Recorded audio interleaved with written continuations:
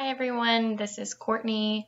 I am going to be sharing with you guys some events that have happened throughout my time in the MAC program at Colorado Christian.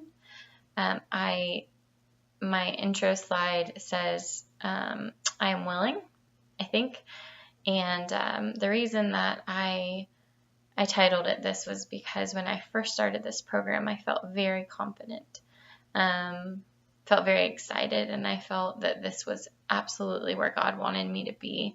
But as I have, taken this journey, there have been many moments where I've questioned whether or not this is the right route for me, even though I truly felt that this was God's calling for me in the beginning.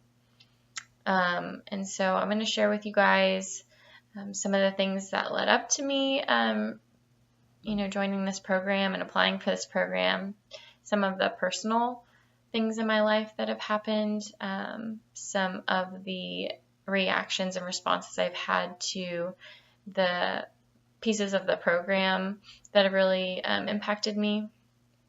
And then I'm also going to talk about my practicum and internship experience, and then what's next. So I hope you guys enjoy.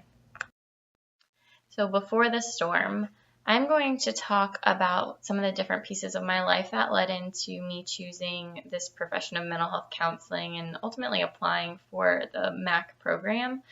And I'm calling it Before the Storm because before this program started, really, there wasn't a lot of excitement in my life.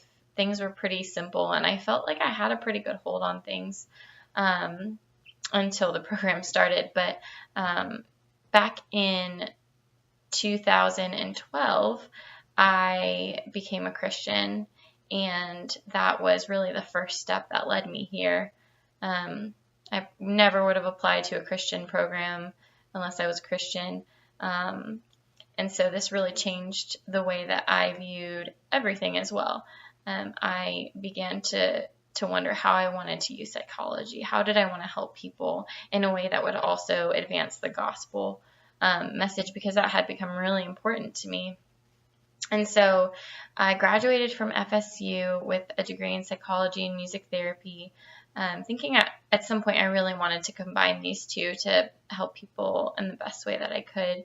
But I really did need a break from college after I finished my undergrad, and so I received my board certification in music therapy and began working with children who had special needs using music therapy, which I really enjoyed.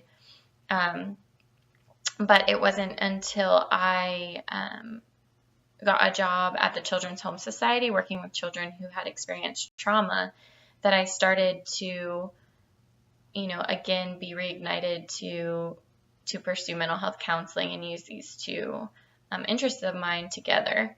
So that's when I applied for the MAC program in 2015.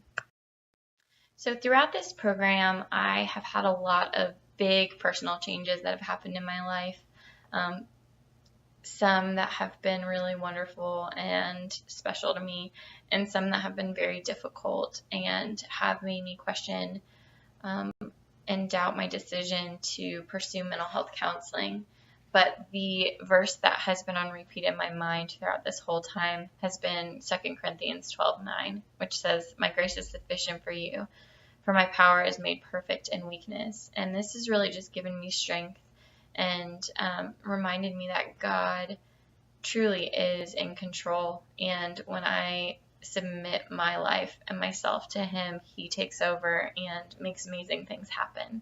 And so without Him, I don't think that I would have been able to continue in this program given all of these personal changes that have happened.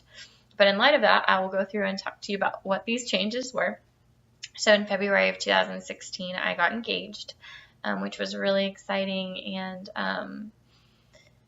just one of those really joyful times. We were surrounded with support and just felt so loved during this time. And then in March of 2016, my husband's father was diagnosed with an aggressive form of cancer. And this was very difficult for us.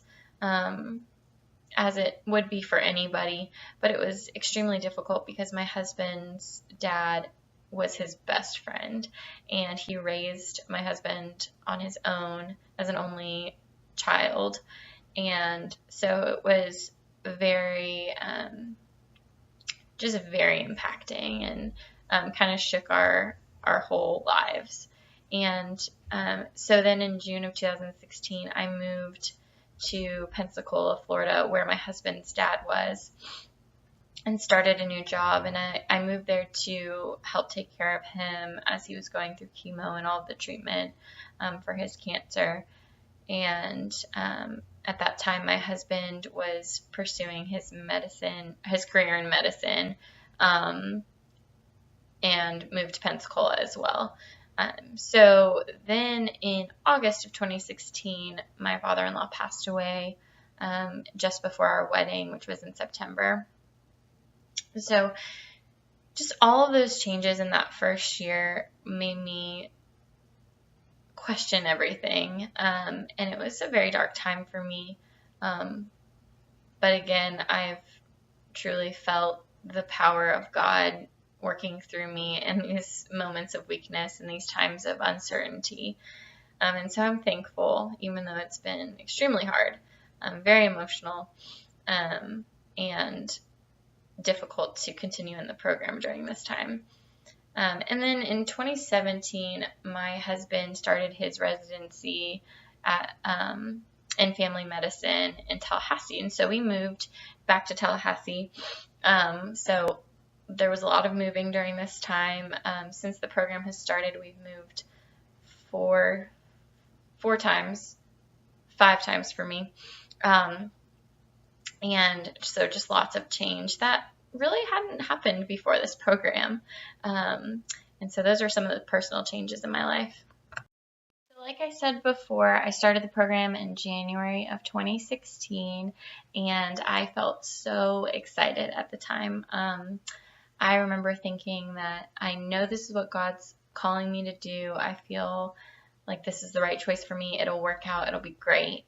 And I had this confidence about me. I wrote uninformed confidence because I truly had no idea what I was getting myself into. And I'm thankful for every piece of it, but I did not know what was going to be going on. And so when I came to Residency 1, I felt just this overwhelming excitement. I couldn't even control it. I was excited to meet everyone. I wanted to just hug everybody I saw because I thought this was the coolest thing, of having people who wanted to do mental health counseling and were Christians. I just couldn't believe it. And so I felt really assured, and I felt very confirmed in my decision, and everything that I was learning just further confirmed that for me. The faculty that I met just really gave me a belief that this program would be the right one for me. I felt a lot of kindness and a lot of support from everybody, and I met women in the program who have become not just colleagues but lifelong friends. And it's interesting because that first group of women that I shared a dorm with are the same group of women that I have continued to stay in contact with and become very close with. And so I'm just so thankful for that. And then Residency 2 rolled around, and I felt a lot of fear. I felt very nervous that internship was going to be coming up soon. I was beginning to doubt my choice, and especially because of all the personal changes in my life, just feeling worn down and feeling more and more fear of this program just burning me out. And so those were some of my feelings going into Residency 2, which is, you must be surprised that I actually made it to Residency 3, but I did. And the feelings that I had at Residency 3 were mostly relief to just be back around people who understood everything that had been going on, and people who could relate with me, and that I could relate with, it was just the most relieving experience. And then there's just this renewed sense of passion, learning from everybody during their presentations and learning from the first year students and being reminded that I was in their shoes only 2.5 years ago, and seeing all this growth that has happened in me was just so encouraging, so refreshing. And so just because of that time, I felt very confident and ready to continue pursuing this career. So the practicum and internship site that I am currently at, I was lucky enough to do it at the same place that I first felt this passion to pursue mental health counseling. And so it's a place called the Children's Home Society. And I felt that this was really God just orchestrating all of this, that I would be at the same place where I was feeling this passion to help people through counseling. And so I've been focusing on sexual abuse treatment with children using trauma-focused cognitive behavioral therapy, which has been such a great learning experience for me. And I feel that I've grown so much in my knowledge of having this trauma-informed perspective with the clients that I'm treating.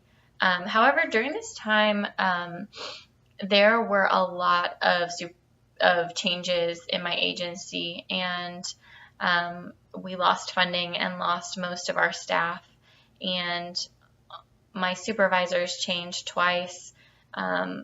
There was a lot of stress around the agency, and things started changing a lot after about a quarter of the way into my internship.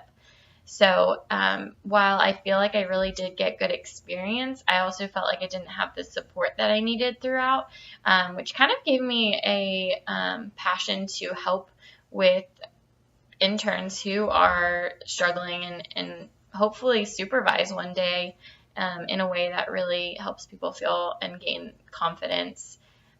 So something that has really helped me through this program over this internship time has been Dr. Phillips' quote of, "You have to choose to be confident."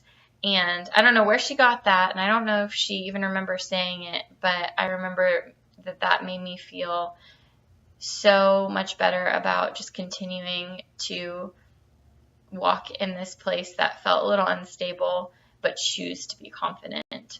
And so I'm really thankful for those words of wisdom from her. So what's next? First is graduation. That is what's next for me. I plan to graduate and walk across the stage in May because I feel that I need to do that because of all these crazy life things that have happened, that I need to do this as a way to honor God and give Him the glory for everything that I've been able to make it through. But what I know about making my plans and thinking about what comes next is that usually it never happens the way that I expect. And so I'm really learning that my expectations are what cause disappointment in my heart. And so truly what is next for me is just to continue to trust in Him who brought me through everything. And even in the doubts and fears and low points, I'm going to choose to trust in God, and I need every person in the cohort to help me be reminded of that, because that is a very difficult thing to do. But I'm going to choose to do that and choose to trust in Him for my next steps, for my next job, for the population that I'm working with, and everything. But I know that I can do this because the support that I've gotten through this program has been so great. And I am leaving with just this crowd of support and crowd of people who love and care. And so I'm very excited to see what's next, because I know that I won't be doing it alone. So thank you for listening.